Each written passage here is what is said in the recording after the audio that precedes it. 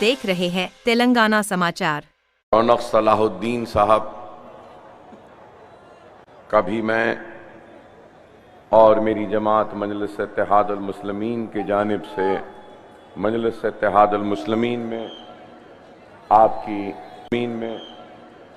आपकी शमूलियत पर मैं आपको मुबारकबाद देता हूं और आपका शुक्रिया अदा करता हूं। और हमारे शिया आलिम दीन नजमुल हसन साहब का भी मैं शुक्रिया अदा करता हूं कि आपने अपने दुआओं से, अपने ताउन के ज़रिए मजलिस इत्तेहादुल मुस्लिमीन के उम्मीदवार की तायीद में आज इस जलसे में शिरकत की और आप अपने शिया बरादरी के सारे लोगों में मजलिस इत्तेहादुल मुस्लिमीन की तायीद के लिए आप जो ऐलान कर रहे हैं, इसके लिए भी मैं आपका ममनून हूँ और मशकूर हूँ। जनाब रफ़त शेख साहब, सैफ पठान साहब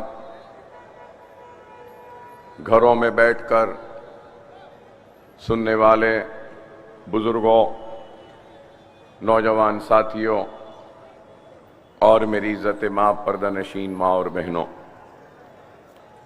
इंतखाबात का वक्त है। इंतखाबी सरगर्मियां अपने उरूज पर हैं और 20 तारीख को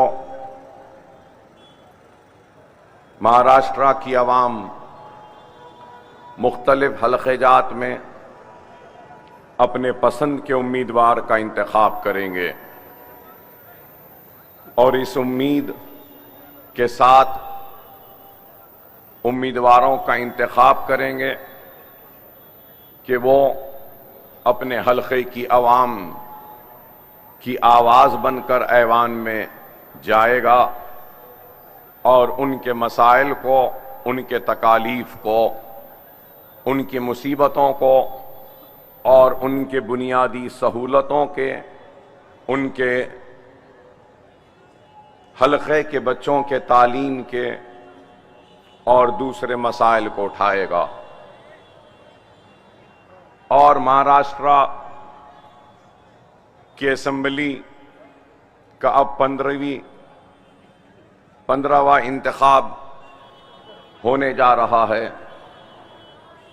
हिंदुस्तान की आज़ादी से लेकर आज की तारीख तक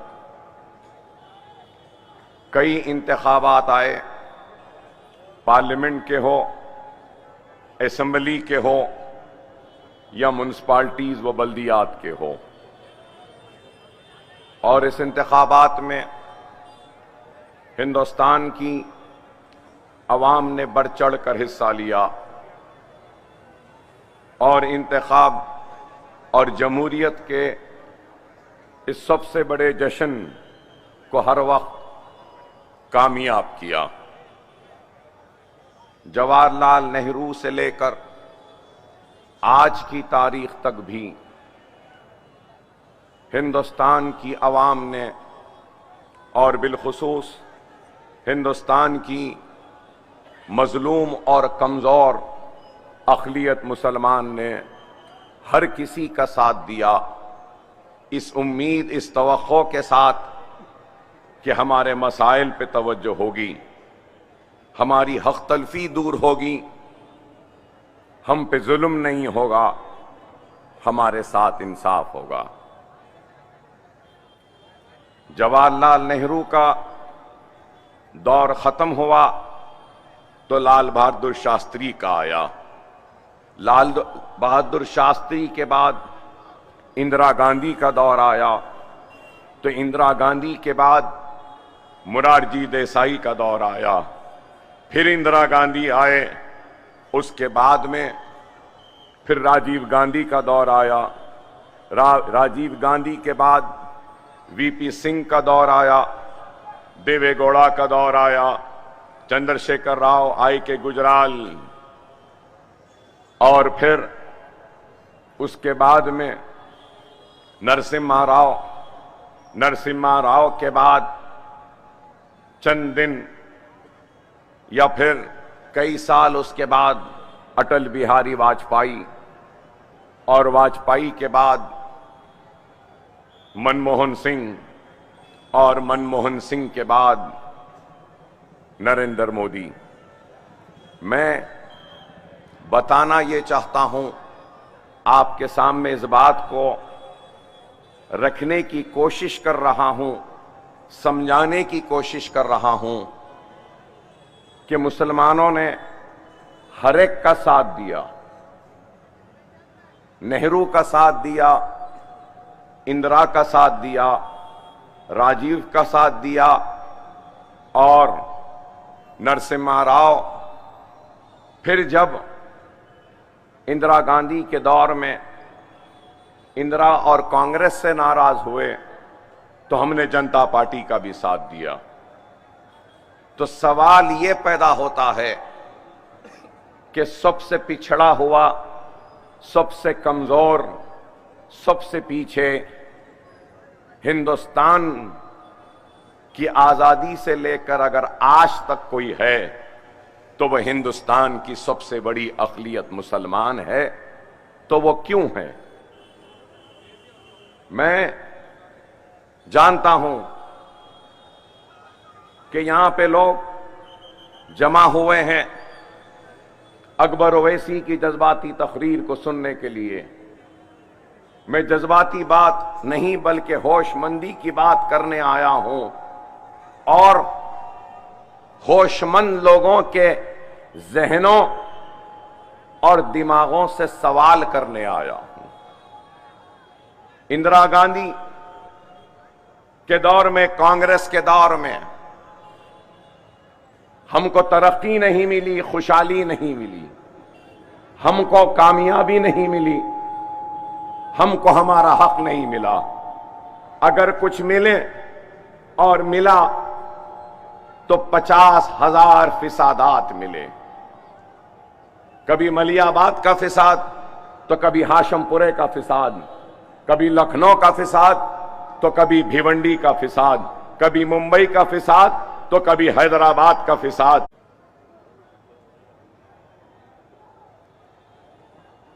अल्लाह इस मरहूम को जन्नत में आला मुकाम अता फरमाए, अल्लाह इनकी मग़फ़िरत अता फरमाए, अल्लाह इनके अफराद ख़ानदान को सब्र जमील अता फरमाए। आवाम बहुत थी, गड़बड़ हलचल हो जाती, नहीं तो मैं भी आगे बढ़कर जनाजे को ज़रूर अपना खांदा देता। तो मैं आपसे यही बात कह रहा था कि जब जब बरहमी, नाराजगी, गुस्सा बढ़ा तो इंक्वायरी की कमेटीज बना दी गई। मैं याद दिलाना चाहता हूं कि इंदिरा गांधी के दौर में भी एक कमीशन बनाया गया था जिसका नाम गोपाल सिंह कमीशन था। और वो कमीशन किस लिए बनाया गया था? वो कमीशन मुसलमानों की पसमानदगी, मुसलमानों के पिछड़ेपन को देखने के लिए बनाया गया था। तो उस कमेटी ने भी अपनी रिपोर्ट दी और रिपोर्ट में यही कहा कि पिछड़ा हुआ, सबसे कमजोर अगर इस मुल्क में कोई है तो वह हिंदुस्तान की सबसे बड़ी अक़लियत मुसलमान है, और उनके साथ अगर कोई पिछड़ा हुआ है तो वो दलित है। ये रिपोर्ट गोपाल सिंह की आई। उसके बाद में क्या हुआ? क्या कोई एक्शन टेकन हुआ? कई कमीशंस बने। महाराष्ट्र में भी कमीशन बना था, स्टेट गवर्नमेंट की जानिब से भी, रहमान साहब की, महमूद रहमान कमेटी बनी थी। क्या हुआ? फिर उसके बाद आपको याद होगा कि सच्चर कमेटी भी बनी, और सच्चर कमेटी के बाद भी आज क्या है?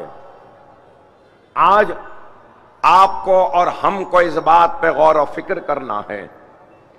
हम हमारे गुस्सों को ठंडे करने के लिए कमीशंस बनाए जाते हैं, हमारी नाराजगी को दूर करने के लिए ऐलानात किए जाते हैं, हथेली में जन्नत दिखाई जाती है, लेकिन हकीकत में हमारा हाल आज सबसे बदतर हो चुका।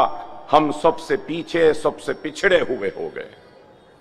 और अगर आज मैं यहां खड़े होकर मुसलमान की पसमानदगी की बात करता हूं, दलित की पसमानदगी की बात करता हूं, या मराठा समाज को अपनी ताईद का ऐलान करता हूं रिजर्वेशन के लिए, तो लोगों को बुरा दिखता है कि ये भड़काऊ बात कर रहे हैं। हक मांगना भड़काना नहीं है, जुल्म के खिलाफ आवाज उठाना भड़काऊ नहीं है। इस मुल्क में, इस मुल्क की तरक्की, इस मुल्क की खुशहाली, इस मुल्क की नेकनामी मैं अपना हिस्सा मांग रहा हूं, तो क्या यह भड़काऊ है? क्या यह गुनाह है? हिंदुस्तान की सियासत में हर एक की अपनी आवाज है, हर एक की अपनी आवाज है। जिस रियासत से मैं आता हूं, तेलंगाना, वहां पर रेड्डी हैं, राव हैं, रेड्डियों की आवाज है, जो कांग्रेस रेड्डियों की जमात कहते हैं। आंध्रा में भी है, वहां पर भी रेड्डी हैं। अब आंध्रा में जो जमात बरसर इख्तिदार आई आंध्र प्रदेश में, वो कापू और कम्माओं ने मिलकर अपनी पार्टी बनाकर इख्तिदार में आए। तेलुगु देशम कम्माओं की और एक पार्टी कापुओं की। कर्नाटक में लिंगायत की अपनी ताकत। और अगर हम वंचित समाज की बात करें तो उनकी बहुजन समाज पार्टी है, दूसरी है। अगर हम यादवों की बात करें तो उनके लीडर मुलायम सिंह यादव थे, अब अखिलेश यादव अपने आप को कहते हैं। लालू प्रसाद थे, तो ये यादवों की। और अगर आप मुझे इजाजत दें तो मैं बोलूंगा आपको कि हर किसी की अपनी अपनी आवाज है, हर एक की आवाज है। अब आज हिंदुत्व की बात करते हैं कोई, उनकी भी आवाज है। कोई गोडसे को हीरो मानता है तो उनकी भी आवाज है। कोई गांधी को हीरो मानता है तो उनकी भी आवाज है। कोई वीर सावरकर को अपना हीरो मानता है तो उनकी भी आवाज है। कोई गोलवारकर को अपना हीरो मानता है तो उनकी भी आवाज है। कोई श्यामा प्रसाद मुखर्जी को अपना हीरो मानता है, उनकी भी आवाज है। कोई कार्ल मार्क्स को मानता है, मार्क्सिस्ट, उनकी भी आवाज है। कोई सोशलिज्म को मानता है तो उनकी भी आवाज है। कोई कैपिटलिज्म को मानता है, उनकी भी आवाज है। अब यहां पर आपके महाराष्ट्र के इंतखाबात में देखिए कि बाल ठाकरे की तस्वीर लगाकर 2 लोग जा रहे हैं तो वो भी आवाज है। और फिर एनसीपी है तो उनके भी 2-2 टुकड़े हैं। और फिर सब मिलके कहते हैं एक ही बात कि क्या जरूरत है मजलिस की। तो मैं सवाल करूंगा, हर एक को हक है। 2-2 गुट हो गए शिवसेना के, उनको हक है। शरद पवार के 2-2 गुट हो गए, उनको हक है। सावरकर को मानने वालों को हक है, गोलवालकर को मानने वालों को हक है, मालविया को मानने वालों को हक है। अगर हक नहीं है तो सिर्फ मजलिस को नहीं है। किसी की आइडियोलॉजी सोशलिस्ट, किसी की आइडियोलॉजी बहुजन समाज, किसी की आइडियोलॉजी सोच फिक्र अगर होती है तो वीर सावरकर की, किसी की आइडियोलॉजी गोलवालकर की, किसी की आइडियोलॉजी श्यामा प्रसाद मुखर्जी की, किसी की आइडियोलॉजी बाबा साहब अंबेडकर की। तो आपके जहनों में और यहां बैठे लोगों में सवाल होगा कि सबकी आइडियोलॉजी है, तो अकबरुद्दीन ओवैसी, मजलिस इत्तेहादुल मुस्लिमीन, आपकी आइडियोलॉजी, आपका हीरो कौन है? तो मैं फख्र से कह रहा हूं, किसी से डरे बगैर कह रहा हूं, मेरा हीरो मोहम्मद मुस्तफा सल्लल्लाहु अलैहि वसल्लम।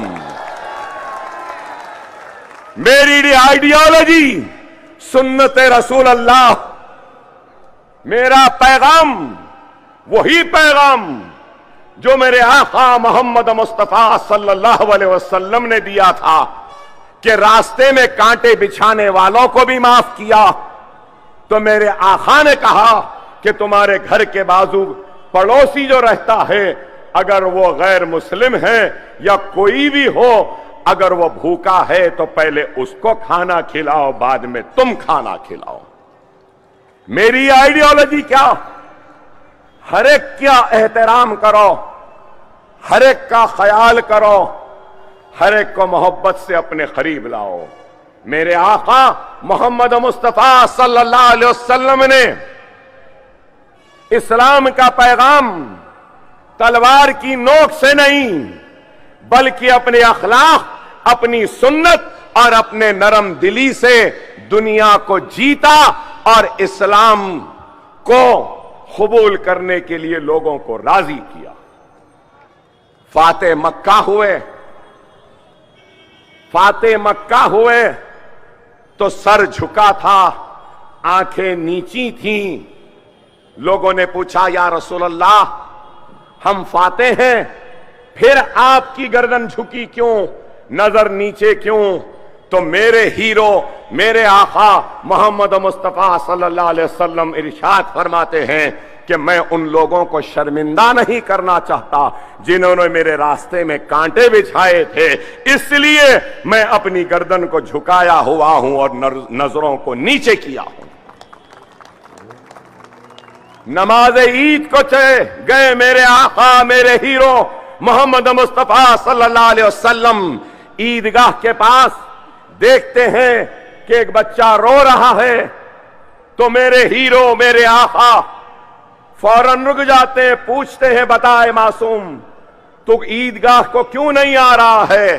तो वो मासूम कहता है कि मैं यतीम हूं, ऐ मोहम्मद रसूल अल्लाह, मेरा कोई नहीं मुझे नहलाने धुलाने तैयार करने वाला, इसलिए ऐसा बैठा हूं। तो ईदगाह से घर जाते हैं और हजरत बीबी फातिमा से कहते हैं कि फातिमा, हसन और हुसैन के कपड़े हैं तो पहना दो। हजरत फातिमा रज़ियल्लाहु ताला अन्हा नहलाते हैं, धुलाते हैं, खुशबू लगाते हैं और नए कपड़े पहनाते हैं। तो अपनी आदत की तरह रसूल अल्लाह की आदत थी, जब भी ईदगाह को जाते तो एक तरफ इमाम हसन तो दूसरी तरफ इमाम हुसैन। तो रसूल अल्लाह ने इमाम हसन को ले लिया इधर, हुसैन को ले लिया और यतीम को अपने खाने में डालकर नमाज के लिए ईदगाह के लिए रवाना हुए। ये मेरे हीरो हैं, मेरी ये आइडियोलॉजी है। हर एक को आजादी है। मैं मोहम्मद रसूल अल्लाह का चाहने वाला गुलाम हूं, मैं रसूल अल्लाह का आशिक हूं और मैं आया हूं उसी रसूल अल्लाह के आशिकों के दरमियान में और रसूल के इश्क का वास्ता देते हुए यही फरियाद और अपील कर रहा हूं कि यह वक्त बटने का नहीं है, यह वक्त एक होने का है, मुनज़्ज़म होने का है, मुत्तहिद होने का है। एक मरकज पर आ जाओ, एक मरकज सियासी पर जमा हो जाओ। खुदा की कसम, हमसे मुकाबला तो छोड़ो, कोई हम पे उंगली भी नहीं उठाएगा, बशर्त ये कि हम मुनज़्ज़म हो जाए, मुत्तहिद हो जाए और अपने हीरो, अपने आका मोहम्मद मुस्तफा सल्लल्लाहु अलैहि वसल्लम के बताए हुए रास्ते पर चले।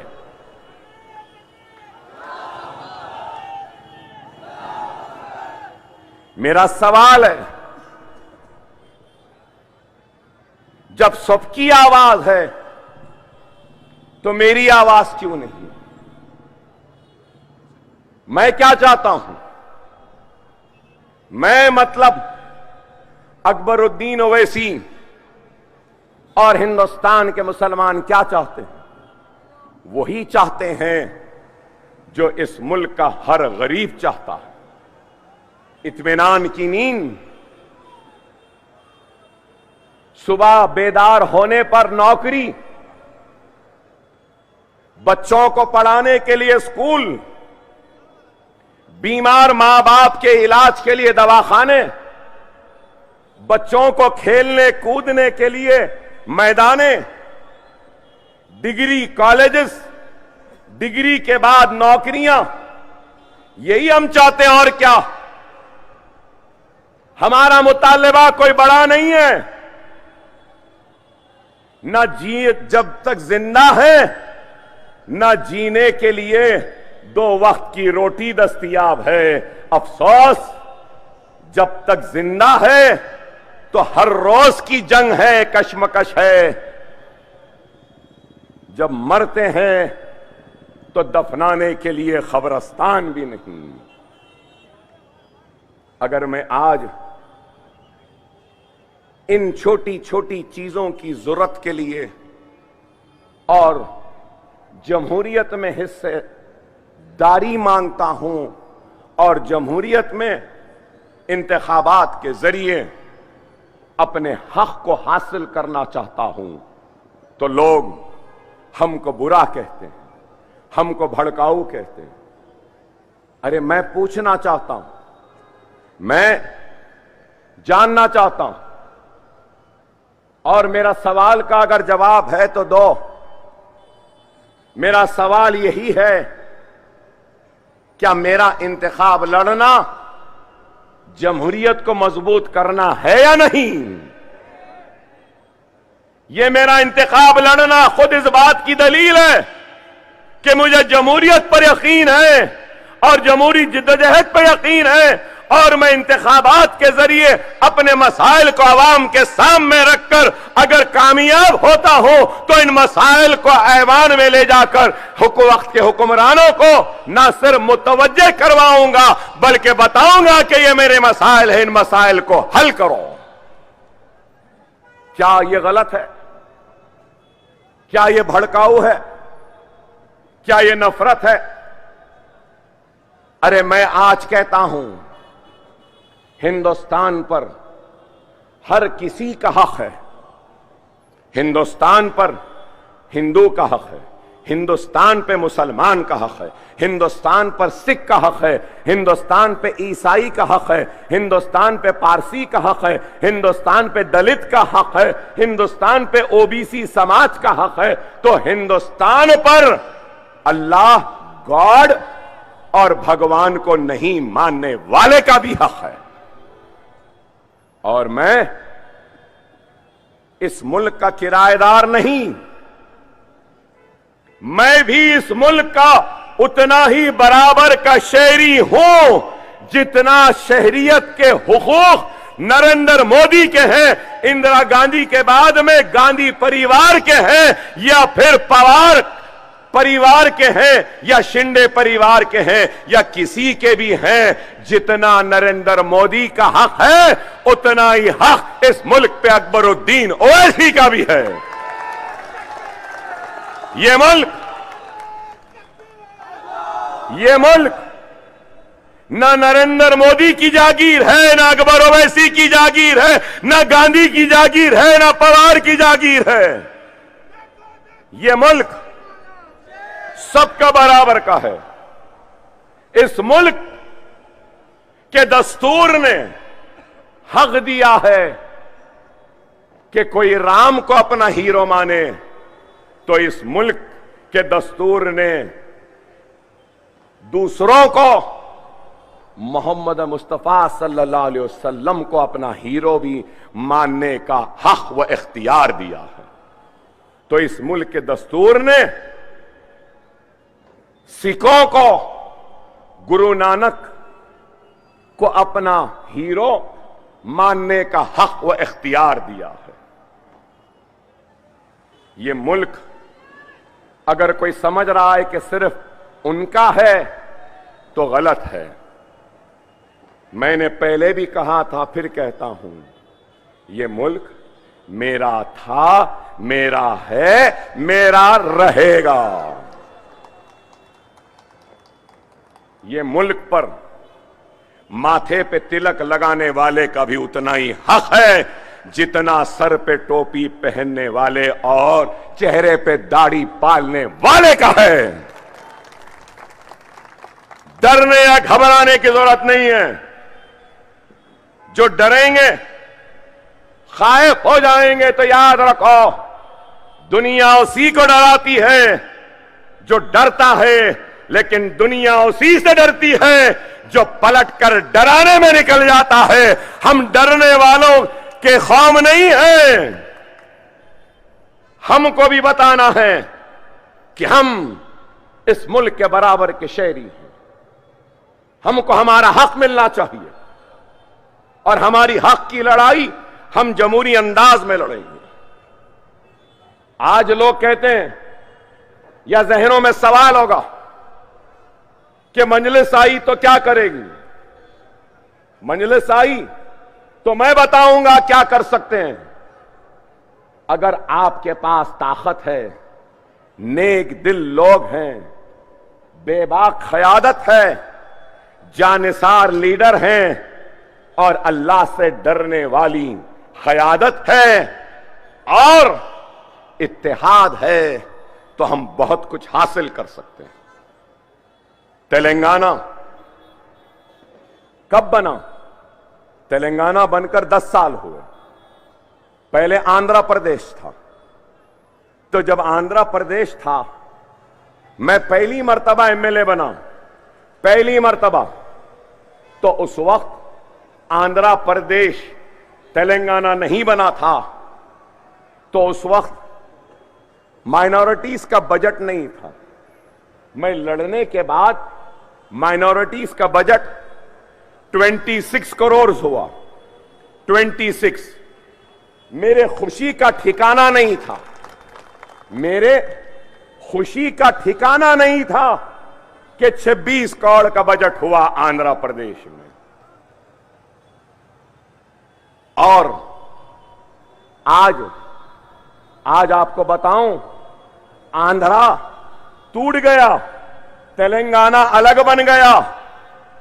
हमारी सियासी जिद्दोजहद लड़ाई का नतीजा देखो कि तेलंगाना से आंध्रा निकल गया, लेकिन आंध्रा में माइनॉरिटीज का बजट 4000 करोड़, तेलंगाना में माइनॉरिटीज का बजट 3000 करोड़। अगर दोनों को ले लेंगे तो 7000 करोड़ का माइनॉरिटीज का बजट है तेलंगाना और आंध्रा में। तेलंगाना और आंध्रा में।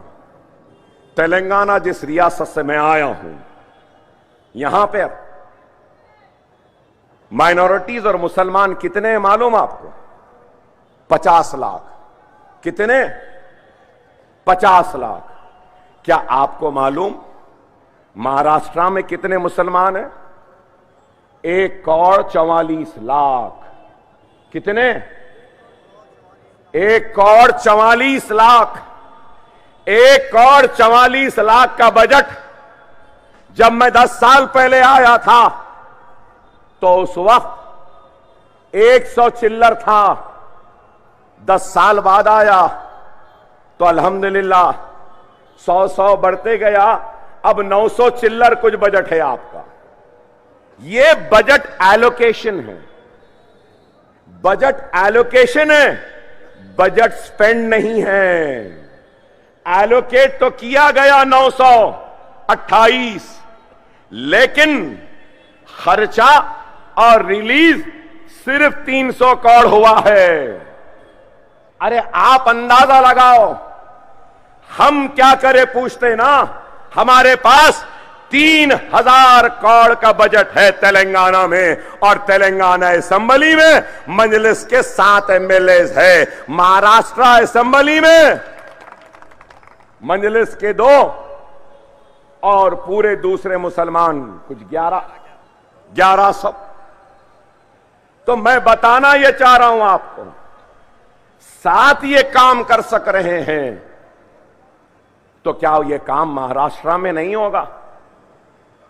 जरंगे पाटिल मराठा लीडर, मैं उनका पूरा सपोर्ट करूंगा जब मराठों के रिजर्वेशन के लिए वो आगे बढ़ रहे हैं। जब भी जरूरत है या आप आवाज दो, अकबरुद्दीन ओवैसी मराठा रिजर्वेशन के लिए उनके खांधे से खांधा मिलाएगा, उनका ताउन करेगा। मगर एक बात बोलूंगा, हमारे तेलंगाना में 4% तहफुजात है मुसलमानों को, यहां क्यों नहीं? यहां क्यों नहीं है? अरे इस वजह से कि हमारा इत्तेहाद मजबूत नहीं। हर कोई बोलते हैं, इल्जाम लगाते हैं, मंजलिस वाले राजशेखर रेड्डी चीफ मिनिस्टर थे तो उनके करीब थे, चंद्रशेखर राव आ गए उनके करीब हो गए, अब कांग्रेस के रेवंत रेड्डी आ गए तो मंजलिस अकबर साहब, असद साहब दोनों करीब, जो चीफ मिनिस्टर उसके पास रहते हैं। माफ करना मेरे भाई, जो चीफ मिनिस्टर है हम उसके पास नहीं रहते, जो भी चीफ मिनिस्टर रहता है उसको हमारी जरूरत है। अगर वो हमारे करीब नहीं तो फिर राज करना मुश्किल हो जाता। हमारी जरूरत है, वो नहीं, उनकी जरूरत हम हैं। ये ताकत है, ये इत्तेहाद की ताकत है। और मैं आगे बढ़ूं, मैंने अभी अपनी बहन को बोलते हुए सुना, सैफ पठान को भी बोलते हुए सुना कि स्कूल्स नहीं, कॉलेजेस नहीं। आपको बताना चाहता हूं कि हमारे पास रेजिडेंशियल स्कूल्स और कॉलेजेस करीब 300 हैं। 300। तो आप बोलेंगे कौन से हैं? Minority residential schools and colleges 300 हैं।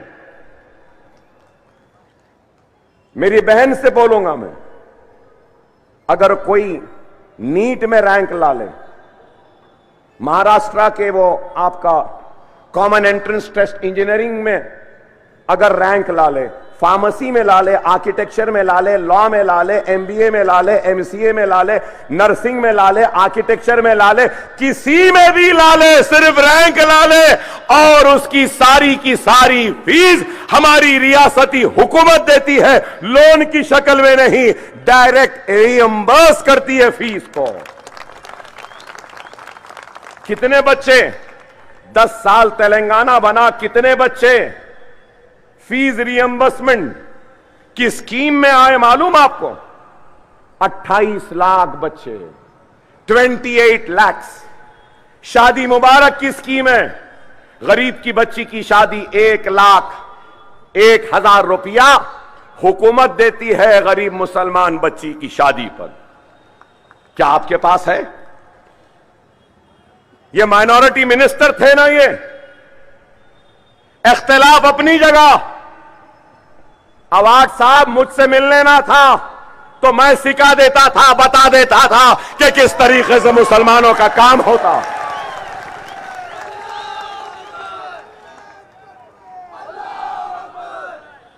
हमारे पास पोस्ट मैट्रिक स्कॉलरशिप के लिए बहन, हमारे पास 420 करोड़ एलोकेटेड हैं, आपके पास 120 करोड़। वक्फ बोर्ड के लिए आपके पास 10 करोड़ हैं, हमारे पास 120 करोड़ हैं। आप बताओ, रेजिडेंशियल स्कूल्स और कॉलेजेस जो है ना, सालाना 1,000 करोड़ रुपया वहां पे खर्च होता है। रहना फ्री, खाना फ्री, पॉकेट मनी देते हैं, किताबें देते हैं, बच्चों को तैयार करते हैं। और रेजिडेंशियल स्कूल से 11 बच्चे नीट को क्रैक कर कर अब रेजिडेंशियल स्कूल के बच्चे एमबीबीएस की तालीम हासिल कर रहे हैं। यह काम है। आपके पास उर्दू एकेडमी है, अभी वेबसाइट खोली है, नाम तो उर्दू एकेडमी है लेकिन वेबसाइट उर्दू में नहीं है, मराठी में है। तो माइनॉरिटी मिनिस्टर फिर यही थे, यही थे। अच्छा वो छोड़ो, जमात की ताकत क्या होती है मैं बताना चाहता हूं। हमारे असेंबली में तेलंगाना के साबिक चीफ मिनिस्टर चंद्रशेखर राव ने उठकर कहा, जबरदस्त तकरीर करे, उठकर, मैं असेंबली में था, बोले कि अचलीकाज मतलब मनादिर के पुजारियां, अचलीकाज परेशान है, अचलीकाज को कुछ भी नहीं है, अचलीकाज पुजारियों के पास कोई भी सोच नहीं है, परेशान है, इतने मनादिर है, एंडोमेंट में 40 मिनट तकरीर करे। मैं खामोश रहा, मुझे देखते रहे कि क्या अकबर उठेगा गड़बड़ करेगा। मैं गड़बड़ नहीं किया, क्यों करूंगा गड़बड़, क्यों करूंगा, मैं गड़बड़ नहीं करा। मैंने उठकर हाथ उठाया, कहा मैं बोलना है, तो लीजिए अकबर साहब। मैंने कहा बेशक एक एक जुमला जो चीफ मिनिस्टर साहब ने कहा सही है, बेचारा पुजारी परेशान है, अचलिका परेशान है, बच्चों को पढ़ा नहीं सकता, गुर्बत का शिकार है, कोई उसकी मदद नहीं कर सकता, हिंदुस्तान सेक्युलर है, अचलिकास को भी देना है, अचलिकास के साथ साथ मसाजिद के इमाम और मौजनों को भी देना चाहिए। आगे घेरे में अब बोल कुछ नहीं सकते थे और मैं फिर अपनी तकरीर जारी रखते हुए बोला, मुझे मालूम है कि मेरा चीफ मिनिस्टर सेक्युलर है, मुझे मालूम है कि मेरा चीफ मिनिस्टर हिंदू मुसलमान को दो आंख बोलता है, मुझे मालूम है कि मेरा चीफ मिनिस्टर मुसलमानों का हमदर्द है, मुझे मालूम है कि मेरा चीफ मिनिस्टर हिंदुओं का भी हमदर्द है, और ये गंगा जमुनी हिंदू मुस्लिम भाई भाई कहने वाला चीफ मिनिस्टर मुसलमानों के साथ इंसाफ नहीं करेगा, क्योंकि ये चीफ मिनिस्टर चंद्रशेखर राव की हुकूमत है, मोदी की नहीं है।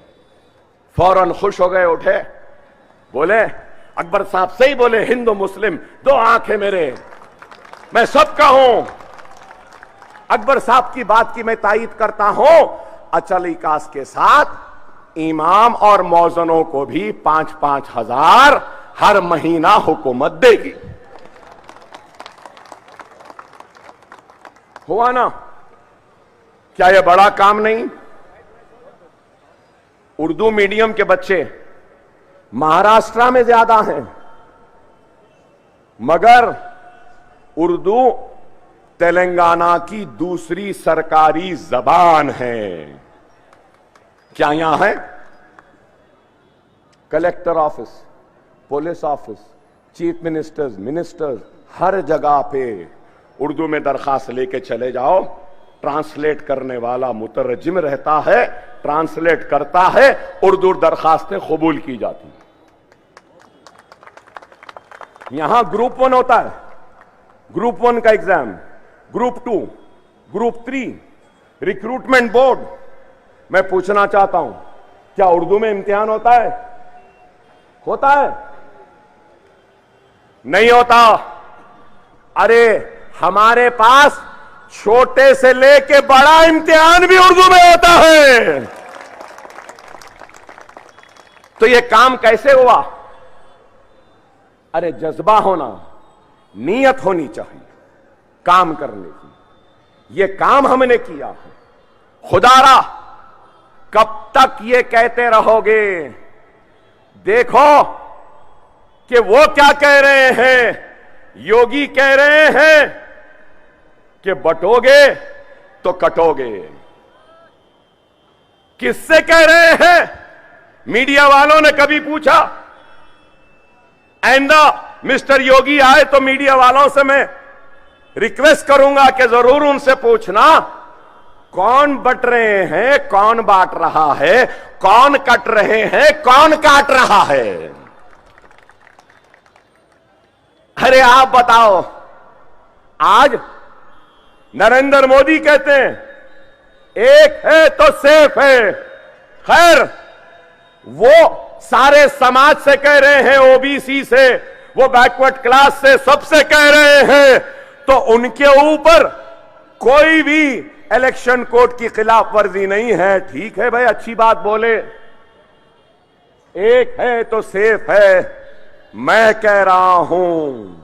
बरेलवी है, देवबंदी है, शिया है, मैमन है, खोजा है, जमाते इस्लामी के हो या अहले हदीसी हो या तबलीगी हो, कोई भी हो, एक हो तो सेफ हो।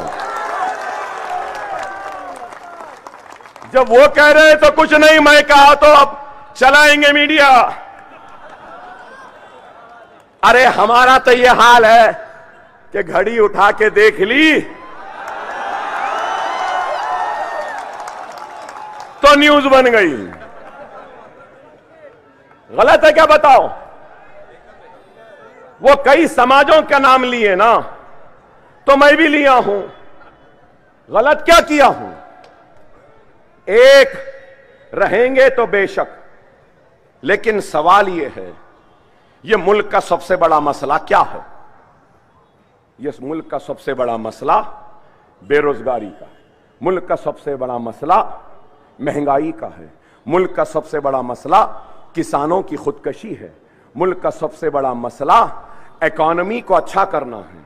मुल्क का सबसे बड़ा मसला रुपये की गिरती हुई कदर है। मुल्क का सबसे बड़ा मसला कि कई भगोड़े ये मुल्क से पैसा लेके भाग रहे हैं। ये मुल्क का सबसे बड़ा मसला लाइट के नाम पे जो लूटा जा रहा है गरीबों को, ये मसला है। मुल्क का सबसे बड़ा मसला बीमारों के इलाज का है। मुल्क का सबसे बड़ा मसला नौजवानों के तालीम का है। मुल्क का सबसे बड़ा मसला अगर कुछ है तो ये है। लेकिन मेरे भाई, क्या ये लोग बेरोजगारी की बात करते हैं? क्या महंगाई की बात करते हैं? क्या बच्चों को तालीम की बात करते हैं? नहीं करते। बात करते हैं तो क्या? सिर्फ यही, लव जिहाद, घर वापसी, रामजादे हरामजादे, जेएसआर का slogan mob lynching, beef ban beef lynching, triple तलाक, मुसलमानों के मसाजिदों बुलडोजर लो चले जाओ, सीएए एनआरसी, मुसलमान पुलिस कस्टडी में हथकड़ियों में हैं और बाहर से लोग आके गोलियां मार देते हैं और ये एनकाउंटर करते हैं। अतीक और उसके भाई को मार दिया एनकाउंटर में, लेकिन फिर उसके बाद क्या? Waqf act, common civil code, vote जिहाद। अरे आप बताओ, क्या मुल्क का मसला बीफ बैन है? 20,000 किसानों ने जान ले ली, उसकी फिक्र नहीं। हिजाब के नाम पे बच्ची कॉलेज को जा रही है तो उसको तालीम से महरूम करते हैं। एक तरफ बेटी बचाओ बेटी पढ़ाओ बोलते हैं और मुसलमान बच्चियों को हिजाब के नाम पर तालीम हासिल करने से रोकते हो। क्या ये नाइंसाफी नहीं? अगर मैं ये बात पूछता हूं तो खराब दिखता है। अरे आप बेरोजगारी की फिक्र करो, दूर करने की फिक्र करो, रोजगार देने की फिक्र करो। यही नरेंद्र मोदी ने कहा था मनमोहन सिंह को कि डॉलर बढ़ रहा है, आपकी उम्र से ज्यादा हो गया। अरे आज मैं बोल रहा हूं मोदी, ए मोदी, क्यों नहीं देखते? आज आपके उम्र से ज्यादा हो गया डॉलर, 84 रुपये 50 पैसे तक पहुंच गया। मिस्टर मोदी, डीजल महंगा हो गया। मिस्टर मोदी, पेट्रोल महंगा हो गया। मिस्टर मोदी, गैस महंगी हो गई। मिस्टर मोदी, दाल महंगी हो गई। मिस्टर मोदी, तेल महंगा हो गया। मिस्टर मोदी, बैगन महंगी हो गई। मिस्टर मोदी, प्याज महंगे हो गया है। और तुम्हारे को फिक्र है तो क्या? Beef ban beef ban beef ban, हिजाब ban, uniform civil code uniform civil code.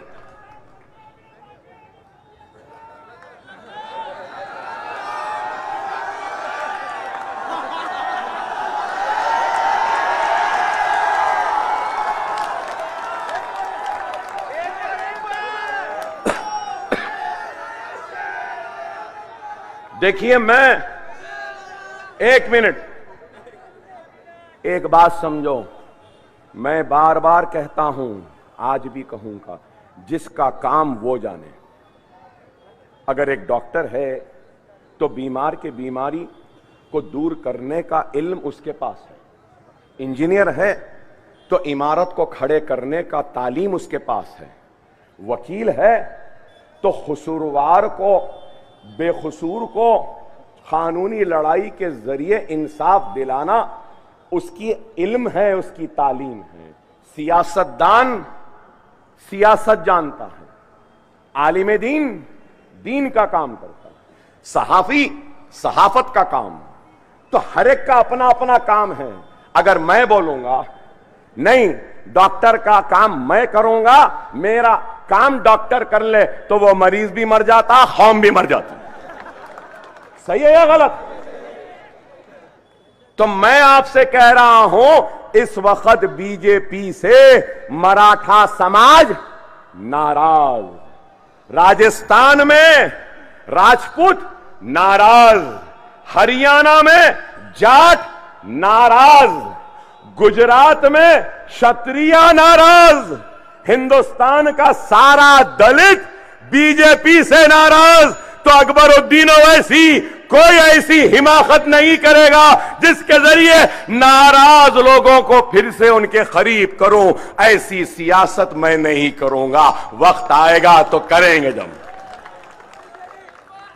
समझो मेरी बात को, इशारे को समझो। अगर मैं अपनी कौम को मुत्तहिद नहीं कर सकता, लेकिन यह जरूर है कि मेरे नाम, मेरे चेहरे और मेरे यूं देखने से गैर मुत्तहिद हो सकता है, लेकिन मैं आज उनको मुत्तहिद करने नहीं, तुमको मुत्तहिद करने आया हूं।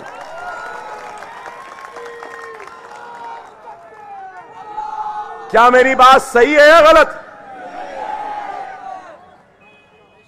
मैं अपने कौम के हाथों का खिलौना बनने तैयार हूं, मगर मैं मेरी कौम के दुश्मनों का हथियार नहीं बनूंगा, नहीं बनूंगा। खुदारा समझो मेरे इशारे को।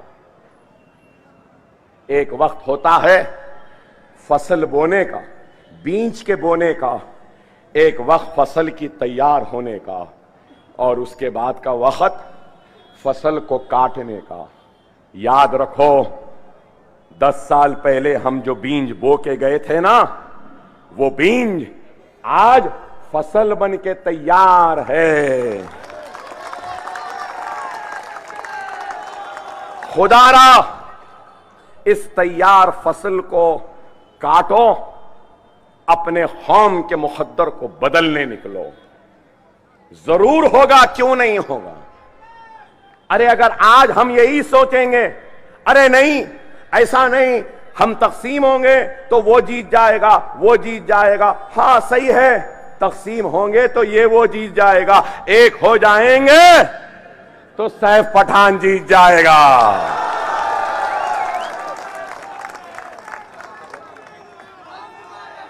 अरे डाल के तो देखो ना, डाल के तो देखो ना। कल तक, उससे पहले परसों पवार के नाम पे अकेला था, शिवसेना से लड़ता था। अब शिवसेना साथ है। उस वक्त ये डर था कि शिवसेना वाले जीत जाएंगे, तो इस वास्ते इनको दिया। अब शिवसेना भी इनके साथ है, कांग्रेस भी इनके साथ है, तो फिर काहे का डर? हमको हमारे वोट मिल जाए तो बस है। क्या नहीं देंगे? अरे मैं यहां आया हूं तो किस लिए आया हूं? कुछ दौलत कमाने आया हूं, आपका घर लेने आया हूं, आपकी दौलत लेने आया हूं? नहीं मेरे भाई, मैं सिर्फ और सिर्फ इत्तेहाद के जरिए आपकी ताकत को, आपके जज्बे को, आपके ईमानी हरारत को समेट कर मेरे कमजोर जिस्म को ताकत दूंगा और आपके मसाइल को अपने नुमाइंदों के जरिए हल करवाने के लिए आया।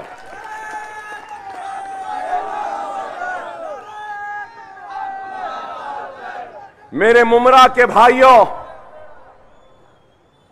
मैं बीमार आदमी हूं, मेरे पेट में अंतड़ियां बहुत कम है, मेरे गुर्दे खराब, मेरा स्प्लीन, मेरे ब्लैडर, एक गोली लेकर अभी भी घूमता हूं। यहां है, खाना नहीं खा सकता, पानी पर, जूस पर जिंदा रहता हूं, दिन में एक दिन खाता हूं। डॉक्टरों ने कहा कि अकबर ओवैसी तुम वॉल्केनो पे हो, तुम मर जाओगे, मगर मैं ये कहता हूं, मेरा कर्ब, मेरी तकलीफ, मेरी भूख, मेरी प्यास, मेरी मुसीबत से बढ़कर मेरी कौम की तड़प है, उनकी भूख है, उनकी प्यास है, इसलिए आया हूं। खुदारा अपने एक एक ओट के जरिए इस ओट का इस्तेमाल करो। मैं मदारी हूं क्या? मैं मस्खरा हूं क्या? मैं तमाशाई नहीं हूं मेरे भाई। मैं अपनी कौम का दर्द लेकर आया हूं, उनकी तकलीफ को लेकर आया हूं, उस कौम की पिछड़ेपन को लेकर आया हूं, नाइंसाफी को लेकर आया हूं। अगर तुमसे नहीं मांगा तो किससे मांगू? मैं पूछना चाहता हूं। तुमसे नहीं तो किससे मांगू? खुदारा समझो, समझो, हर एक की अपनी आइडियोलॉजी है ना। शिवसेना वीर सावरकर को मानती है, बीजेपी हिंदुत्व और श्यामा प्रसाद मुखर्जी और गोलवालकर को मानती है, कांग्रेस गांधी, हर एक की आइडियोलॉजी है। लेकिन क्या यह इलेक्शन आइडियोलॉजी पे हो रहा है? वो मुसलमान जिसके सीने में दूसरे मुसलमान के दुख तकलीफ का एहसास नहीं, वो मेरी उम्मत में से नहीं, रसूलुल्लाह ने कहा। वो लुटी हुई इस्मत और आबरू वाली मेरी बहन चीख कर कह रही है, ऐ मुमरा वालों, मुझ पे जुल्म व सितम करने वालों को तुम साथ नहीं देना। क्या दोगे? बिल्किस बानो को रेप करने वालों को रिहा करने वाले कौन? वाखिर दावाना अल्हम्दुलिल्लाहि रब्बिल आलमीन।